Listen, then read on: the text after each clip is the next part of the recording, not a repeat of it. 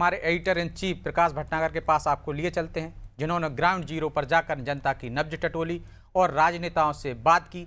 चलिए जानते हैं इस चुनाव को लेकर उनका क्या कहना है। प्रकाश जी। देखिए ब्रजेश, दतिया का चुनाव कांग्रेस और बीजेपी दोनों के लिए बहुत ही चुनौतीपूर्ण है।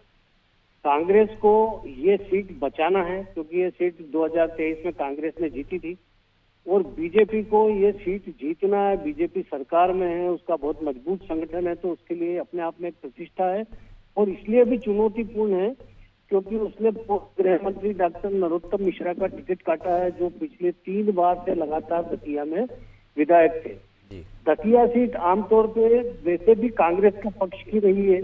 नरोत्तम मिश्रा ने लगातार जो 3 चुनाव यहाँ जीते, उनका कोई मार्जिन ऐसा बहुत बड़ा नहीं था। कभी वो 2500 वोटों से जीते, मैक्सिमम 7-7.5 हजार वोटों से वो चुनाव जीते हैं, और ये सीट उसके पहले कांग्रेस के पास रही है।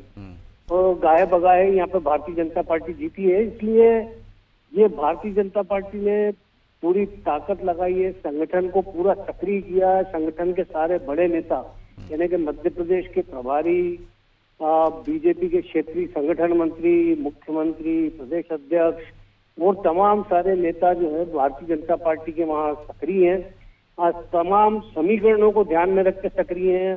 चुनाव का जो प्रभारी बनाया नारायण सिंह कुशवाहा को बनाया, जो कि कुशवाहा समाज के काफी सारे वोट हैं, यादव समाज के वोट हैं, तो मुख्यमंत्री खुद यादव हैं। एक दामोदर यादव भी तीसरे उम्मीदवार है जो यहाँ पर मैदान में है। वो कांग्रेस ने भी बहुत ही व्यवस्थित संरचना की है, जो बताई गई है कि उन्होंने उसको पूरे विधानसभा क्षेत्र को 8 सेक्टर में बांटा है और 8 सेक्टर का 6-6 बूथ का एक क्लस्टर बनाया है।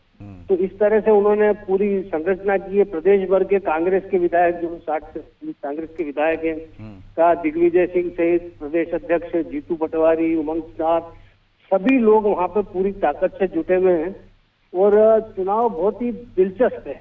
अब आज चुनाव प्रचार खत्म हो गया है जी। तो चुनाव में जितनी भी बातें थी, घनश्याम सिंह दतिया के महाराजा हैं, वहां पे उनका महल भी है, वहीं के रहने वाले भी हैं, लेकिन लंबे समय से वो दतिया से बाहर थे। वो भांडे सीट से उन्होंने चुनाव लड़ा, सेवड़ा या भांडे सीट से उन्होंने चुनाव लड़ा जी। और अब वो वापस लौटे हैं दतिया में। तो राजेंद्र भारती प्रचार में सक्रिय नहीं है। वहां पे कांग्रेस के जो पूर्व विधायक थे, जिनकी ये सीट कांग्रेस ने कोर्ट के निर्देश पे पाई है।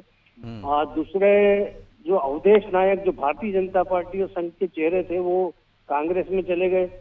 कांग्रेस में जाने के बाद उनको 2 बार टिकट नहीं मिला, 23 में भी टिकट नहीं मिला और अभी भी टिकट नहीं मिला। उसकी नाराजगी उन्होंने खुल के व्यक्त की है। आखिरी समय पे वो शायद कुछ सक्रिय हुए हैं, लेकिन वो सक्रिय नहीं थे। तो लोकल चेहरे ये थे कांग्रेस के, लेकिन जो बाकी लोग हैं कांग्रेस के, वो सब लगभग बाहर के हैं। कांग्रेस के एक सीनियर लीडर ने मेरे से कहा था कि यहाँ पर हम लोकल कार्यकर्ताओं को आगे रख के मॉनिटरिंग कर रहे हैं, लोगों से मिल रहे हैं और प्रचार कर रहे हैं। अब अगर इस तरह से प्रचार हो रहा है वास्तव में, तो कांग्रेस की अच्छी स्ट्रेटजी है, लेकिन कांग्रेस के लोकल कार्यकर्ता पिछले 15 सालों में दतिया में कितने हैं, ये एक अलग सवाल है। तो मुझे लगता है बहुत ही निर्णायक चुनाव है और दोनों के लिए प्रतिष्ठा का सवाल है। बीजेपी के लिए वैसे तो खोने को कुछ नहीं है क्योंकि ये सीट कांग्रेस की थी, लेकिन यूं खोने को बहुत कुछ है क्योंकि उसकी प्रतिष्ठा दांव पर है। उसने टिकट बदला है, परिणाम भी अब उसके लिए अपेक्षित आता है या नहीं आता है, ये उसकी चुनौती है। उस चुनौती को वो कैसे पार पाएगी कि जिस दिन चुनाव का बूथ मैनेजमेंट पर दोनों का जोर रहा, जो असल मुद्दे हैं क्षेत्र के, उन पर जनता की क्या कहना है? बूथ मैनेजमेंट पर दोनों का बहुत जोर रहा। कांग्रेस ने भी बहुत पूरी ताकत लगाई है। कांग्रेस के नेताओं को मैंने वहां पे देखा घूमते हुए। जयवर्धन सिंह से मेरी बात हुई थी वहां पे, और तमाम सारे लोग, जो पंकज उपाध्याय हैं, जो महेश परमार हैं, इन लोगों से मेरी बात हुई थी, तो बड़े आश्वस्त थे और जो ताकत लगाई। लेकिन उनको एक आशंका जो जाहिर करते हैं कि सरकार है, सत्ता पक्ष है, तो मुझे लगता है कि कहीं ना कहीं उनके मन में एक हार का डर भी है। हालांकि ऐसा नहीं है। विपक्ष में रहते हुए कांग्रेस ने पिछले रिजिम में दमोह सीट उपचुनाव जीता था, फिर विजयपुर का उपचुनाव कांग्रेस ने जीता था, रामनिवास रावत जिसमें हारे थे। तो ऐसा नहीं है कि कहीं कोई बेईमानी होती। निश्चित तौर पर मुझे लगता है कि कांग्रेस कितनी ताकत लगाती है और जनता कितना समर्थन करती है। जी दूसरी बात, बीजेपी कितनी ताकत लगाती है और जनता उसको कितना समर्थन करती है। कई लोगों का वहाँ पे ये मानना है कि सरकार के साथ रहते तो शायद फायदा होता, जी क्योंकि दतिया में पिछले 15 साल में काफी सारा विकास हुआ है। लोगों को दिखता है, लोगों ने देखा है। तो बहुत सारे तबका ये भी है जो मानता है कि उसे सरकार के साथ रहना चाहिए, लेकिन वहाँ के जातिगत समीकरण, यादव, कुशवाहा, ब्राह्मण, इसे अलग अलग तरह से बटे हैं। तो वो किस तरह से वोट डालते हैं, ठीक। जाति के आधार पे वोट डालते हैं या पार्टी के आधार पे वोट डालते हैं। दूसरी बात, जो जेएनजी आंदोलन हुआ तो युवा भी वहाँ पे काफी है, उस युवा का व्यवहार क्या होता है ये भी दतिया चुनाव में समझ में आएगा।